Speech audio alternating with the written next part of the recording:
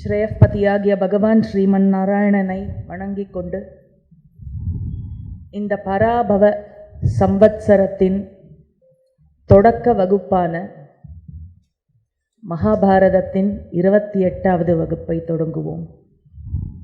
மகாபாரதத்தில் 18 பருவங்கள் இருக்கின்றன. அந்த 18 பருவங்களில் 2வது பருவமான சபா பருவத்தில் இப்பொழுது இருக்கிறோம். இந்த சபா பருவத்தில் 10 உபபருவங்கள் இருக்கின்றன. அதில் 8 உபபருவங்களை முடித்துவிட்டு 9வது உபபருவமான தியூத பருவத்தை பார்த்து கொண்டு வருகிறோம். இந்த தியூத பருவத்தில் அத்தியாயம் 46 73 வரை ஆக மொத்தம் 28 அத்தியாயங்கள் இருக்கின்றன. மொத்தமாக இதில் உத்தராத்திய பின்னடைவின்படி 818 ஸ்லோகங்கள் இருக்கின்றன. இதில் சென்ற வகுப்பில் முதல் 3 அத்தியாயங்களுடன் கூடிய 96 ஸ்லோகங்களை பார்த்து முடித்தோம். அத்தியாயம் 46, 47, 48 பார்த்துட்டோம். இப்போ 49th அத்தியாயத்திலிருந்து இந்த வகுப்பில் பார்ப்போம்.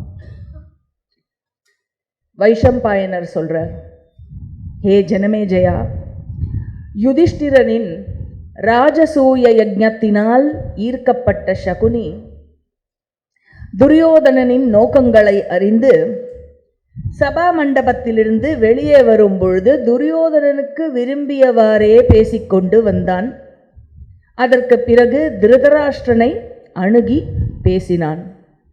சகுனி திருதராஷ்டிரனை பார்த்து சொல்றான், ஹே ராஜா திருதராஷ்டிரா, துரியோதனன் இப்படி நிறமிழந்து மங்கி உடல் மெலிந்து போய் மன அழுத்தத்துடன் கவலையுடன் கவலைக்கு இரையாகி இப்படி இருக்கானே, பகைவர்களின் காரணமாக உனது மகன் துரியோதனனுக்கு நேர்ந்துள்ள இந்த நிலைமையை நீங்கள் விசாரிக்காமல் இருப்பது ஏனோ அப்படின்னு கேட்குறான். உடனே திருதராஷ்டிரன் துரியோதனனை பார்த்து கேட்குறான். ஏன்னா துரியோதனனுக்கும் சகுனிக்கும் இருந்த அக்ரிமெண்ட் அது தானே. சகுனி அப்பா கிட்ட இந்த பகடை ஆடுற விஷயத்தை ஓப்பன் பண்ணணும், அப்பா கிட்ட எப்படியான ஓகே வாங்கணும், இதுதானே ஐடியா. இந்த ப்ரிமைஸில் தான் திருதராஷ்டிரனை அப்ரோச் பண்ணுறான். திருதராஷ்டிரன் இதை கேட்ட உடனே துரியோதனனை பார்த்து கேட்குறான், துரியோதனா, உனது இந்த பெருந்துயருக்கு காரணம் என்ன? எதுக்காக இப்போ நீ வருத்தப்பட்டு கொண்டிருக்கிறாய்? என்னுடைய இந்த பெருஞ்செல்வம் உனது கட்டுப்பாட்டிலேயே இருக்கிறது.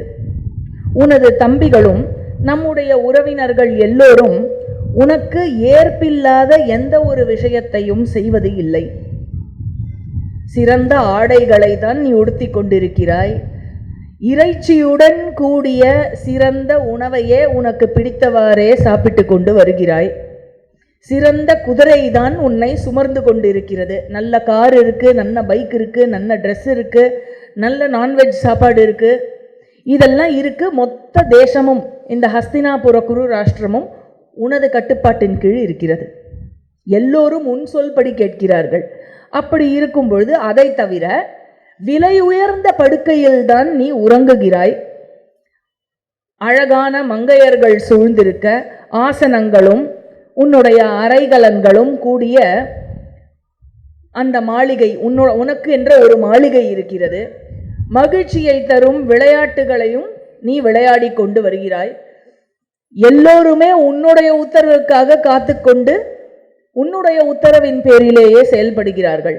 அப்படி இருக்கும் பொழுது தேவர்களுக்கு இருக்கும் வசதிகள் எல்லாவற்றையும் நீ அனுபவித்து கொண்டிருக்கும் பொழுது ஏதுமே இல்லாதவன் போல் நீ ஏன் வருத்தப்பட்டு கொண்டிருக்கிறாய்?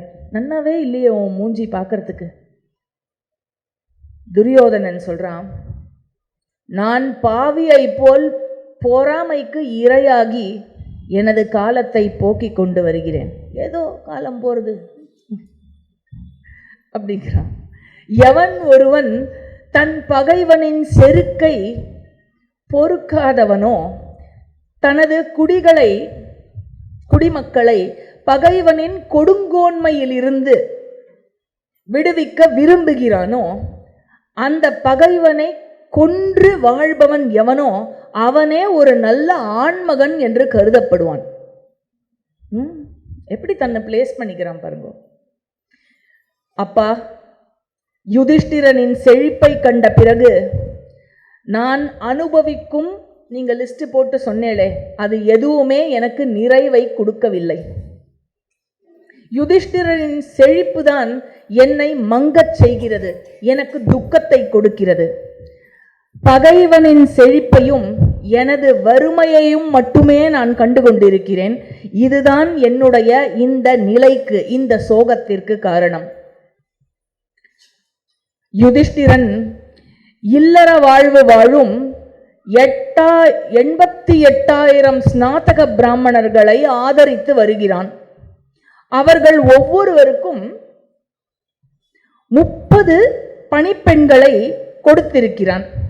இது போக ஆயிரக்கணக்கான பிராமணர்கள் அவனுடைய அரண்மனையில் தங்கத் தட்டுகளில் உணவு உட்கொள்கிறார்கள்.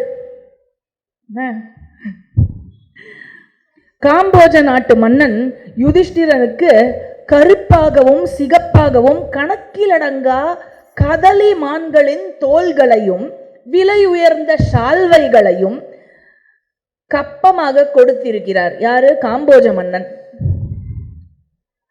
100கணக்கான ஆயிரக்கணக்கான பெண் யானைகளும் 30,000 பெண் ஒட்டகங்களும் யுதிஷ்டிரனினுடைய அரண்மனைக்குள்ளேயே உலவி வருகின்றன.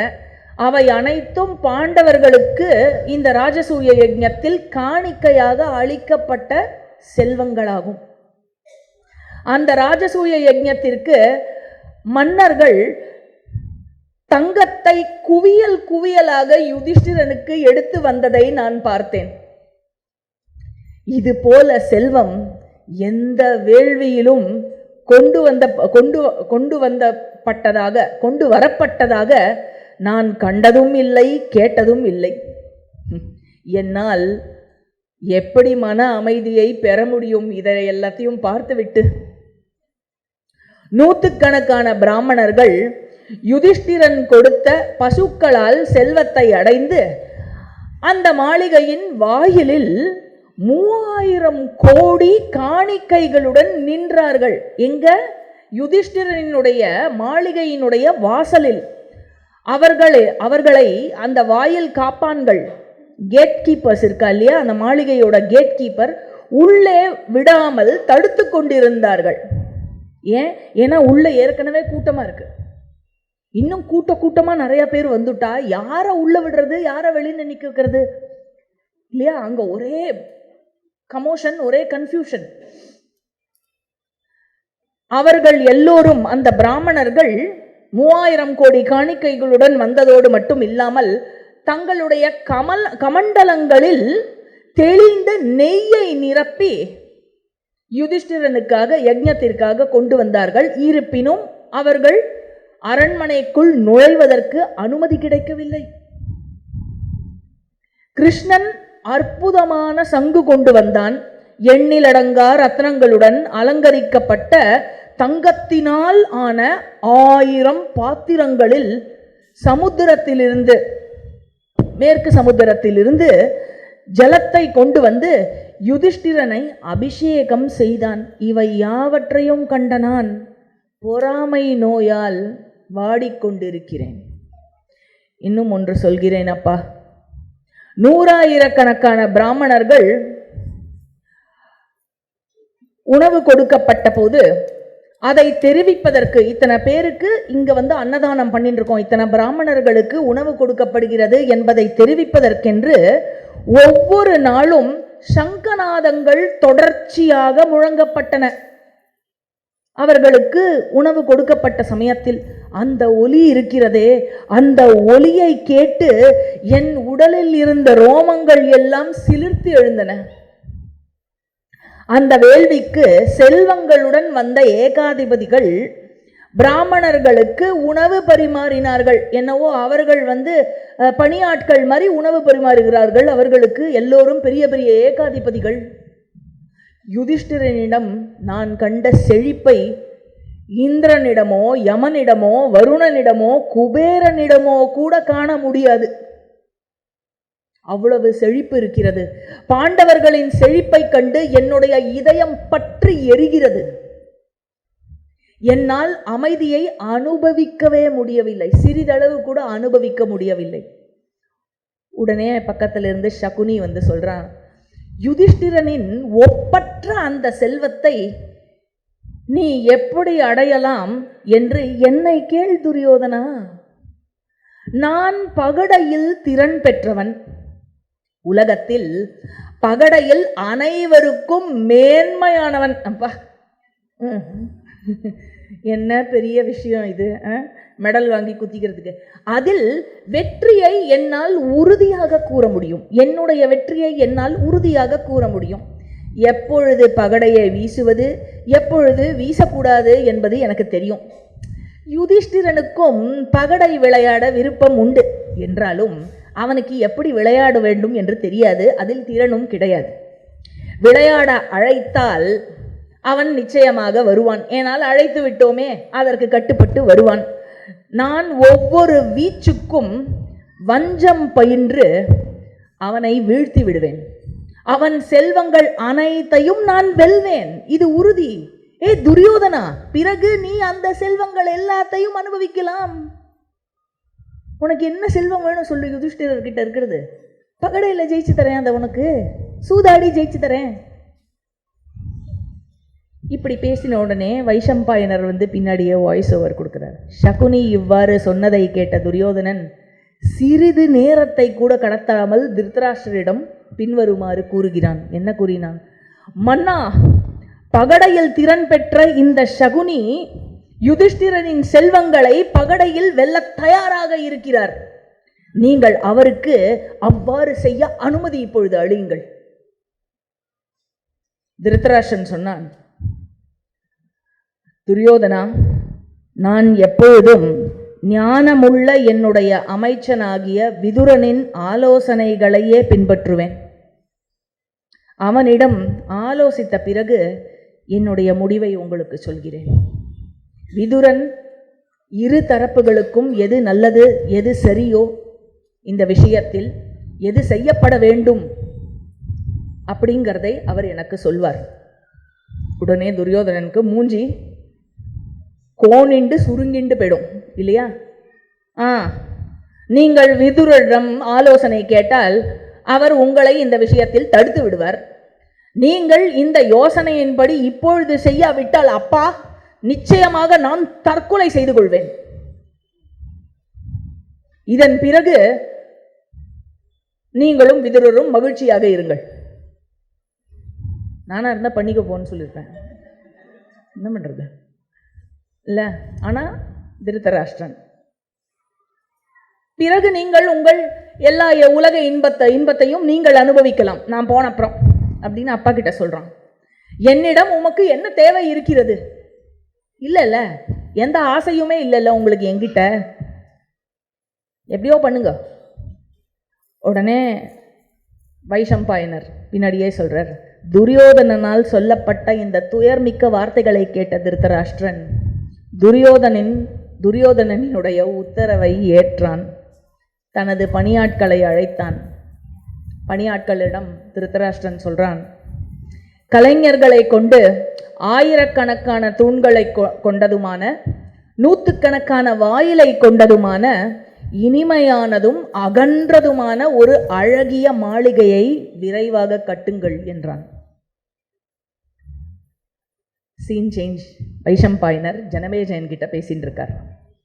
ஹே ஜனமேஜயா, துரியோதனின் விஷயத்தில் ஒரு தீர்மானத்துக்கு வந்த திருதராஷ்டிரன் விதுரனை அழைத்து வர தூதுவனை அனுப்பினான். விதுரனை ஆலோசிக்காமல் திருதராஷ்டிரன் எந்த முடிவும் இதுவரை எடுத்தது இல்லை. ஆனால் இந்த விஷயத்தில் சூதின் தீமையை அறிந்தும் அந்த குருட்டு மன்னன் திருதராஷ்டிரன் மகனிடம் கொண்ட அன்பின் காரணத்தினால் இந்த முடிவுக்கு ஈர்க்கப்பட்டான். புத்திசாலியான விதுரன் தூதுவன் வந்து சொன்னவுடன் இது குறித்து அறிந்து அழிவின் தொடக்கத்தை உணர்ந்தான். விரைவாக திருதராஷ்டிரனிடம் சென்றான். திருதராஷ்டிரனை அணுகி அவனுடைய பாதத்தை பணிந்து, அண்ணா இல்லையா, பாதத்தை பணிந்து இந்த வார்த்தைகளை விதுரன் திருதராஷ்டிரனிடம் சொன்னான். மேன்மையானவரே மன்னா, நீங்கள் எடுத்திருக்கும் தீர்மானத்தை மன்னிக்க வேண்டும், நான் அங்கீகரிக்கவில்லை. மன்னா, இந்த சூதாட்டத்தின் பொருட்டு உமது பிள்ளைகளுக்குள் சச்சரவு வரும் வகையில் நீங்கள் செயல்படாதீர்கள், வேண்டாம். அதற்கு திருதராஷ்டிரன் சொல்ற, ஹே க்ஷத்ரி விதுரா, தேவர்கள் நம்மிடம் கருணையோடு இருந்தால் கண்டிப்பாக எனது மகன்களுக்குள் இதன் பொருட்டு சச்சரவு வராது. எனவே மங்களமானதோ அல்லது அல்லாததோ, நன்மையானதோ அல்லது அல்லாததோ, நட்பு ரீதியான இந்த பகடையாட்டம் நடக்கட்டும். இது நிச்சயம் நமக்கு விதியால் விதிக்கப்பட்டுள்ளது. இதில் எனக்கு எந்த சந்தேகமும் இல்லை.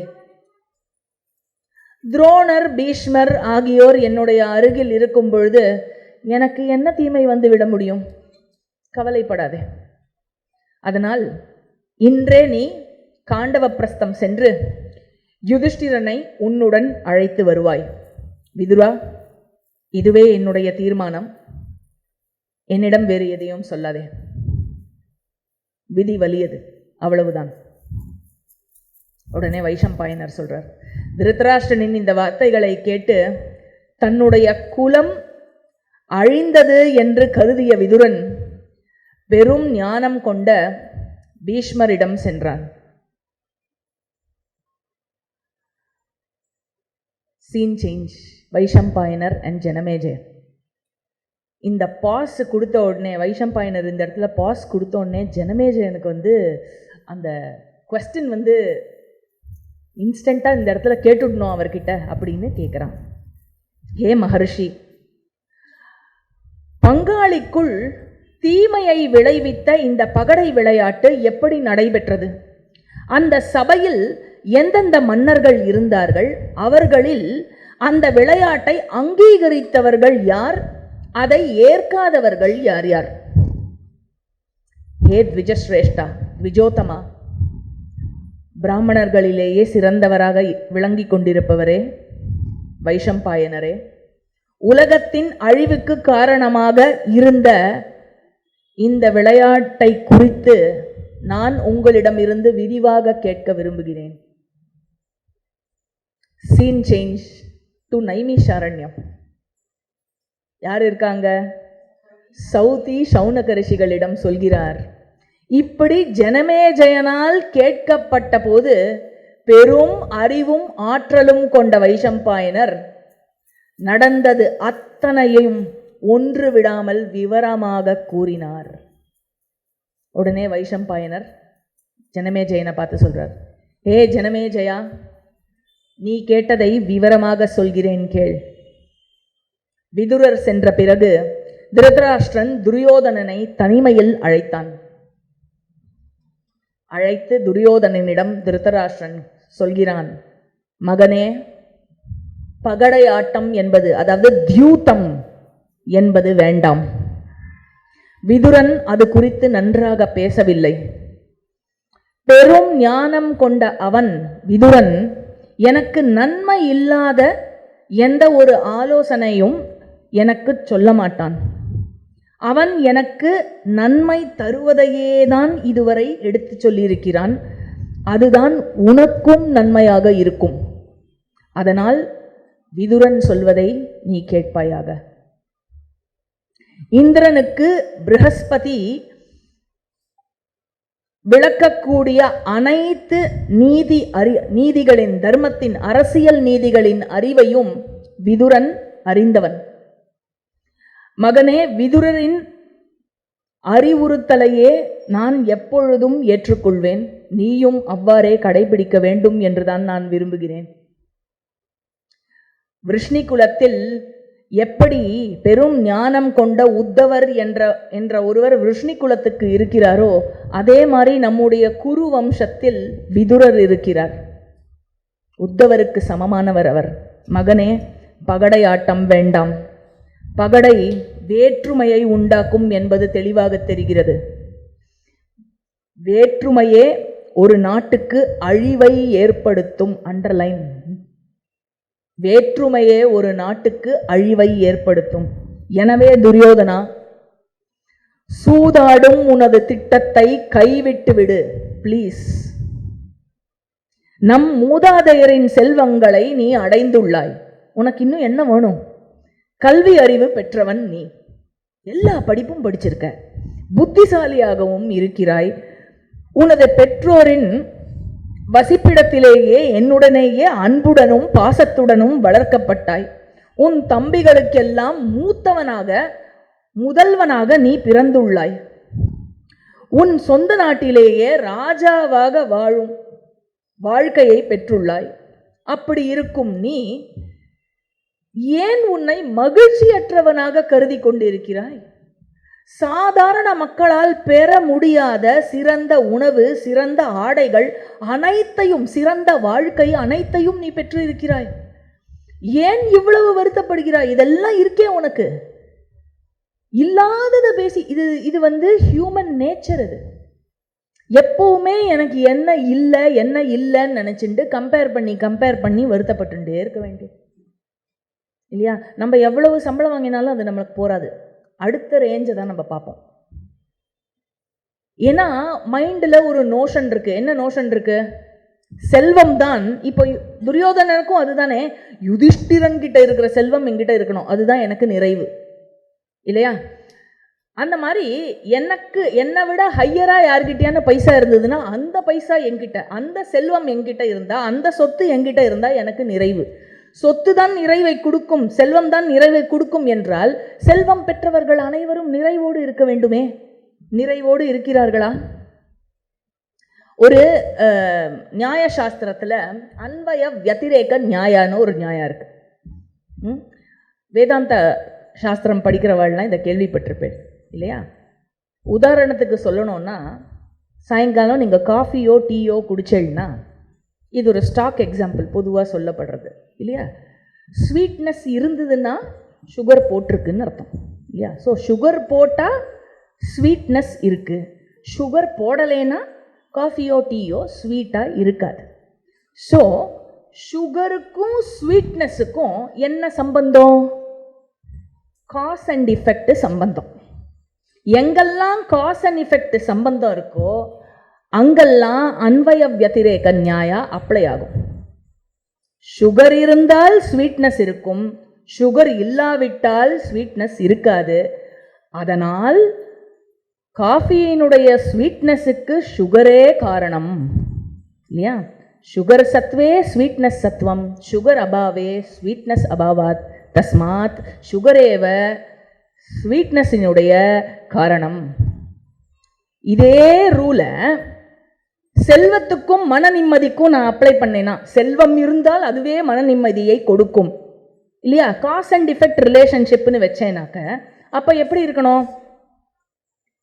பைசா சத்வே நிறைவு சத்வம், பைசா அபாவே நிறைவு அபாவாத், தஸ்மாத் பைசா ஏவ நிறைவசிய காரணம். அப்படித்தானே இருக்கணும். ஆனா பைசா இருக்க இருக்க இருக்க தூக்கமே இல்லாம போறது எல்லாருக்கும். பைசா எனக்கு செக்யூரிட்டியை கொடுக்கும்னு நினைச்சுட்டு இருக்கான். அதுக்கப்புறம் என்ன ஆகுது? பைசாக்கு செக்யூரிட்டி கொடுக்க வேண்டியிருக்கு, பைசாவை பத்திரமா பார்த்துக்க வேண்டியிருக்கு, செல்வத்துக்கு அதுக்கு ஒரு லாக்கர், அதுக்கு ஒரு பாதுகாப்பு இல்லையா? அதனால தட் ப்ராப்பர்ட்டி ஆர் வெல்த் எனக்கு நிறைவை கொடுக்கும் அப்படிங்கிறது it is the greatest myth in the world. அந்த மித்தில் சும்மா மாட்டிக்கல துரியோதனன் இல்லையா? இந்த விஷயத்துக்கு என்டையர் மனித குலத்திற்கே கலங்கரை விளக்கமாக இருக்கான். எந்த மாதிரியான முட்டாள்தனமான சிந்தனையினால் அவன் சீரழிஞ்சு போனான் அப்படிங்கிறதுக்கு. திருதராஷ்டிரன் சொல்றான் துரியோதனன் கிட்ட, உனது மூதாதையரின் நாட்டை ஆண்டு தேவர்களின் தலைவனான இந்திரனை போல் நீ இருக்கிறாய். இத்தனை மனசோர்வுக்கு உன்னை ஆளாக்கி கொண்டிருக்கும் உனது துன்பத்திற்கான வேர், ரூட் காஸ் எது என்பதை யோசித்து என்னிடம் சொல். நீ இப்படி யோசிக்கிறேன்னாக்க ஏன் யோசிக்கிறேங்கிறதை, எதனால நீ இப்படி சிந்திக்கிறேங்கிறத என்கிட்ட சொல்லு. இப்போ சொல்ல போறான் துரியோதனன் எதெல்லாம் பார்த்து அவனுக்கு பத்தி எரிஞ்சுதுன்னு. ராஜசூய பருவத்தில் கவர் பண்ணப்படாத விஷயங்கள்லாம் இங்க பியூட்டிஃபுல்லா துரியோதனனோட டயலாக்ல கவர் ஆயிடுது.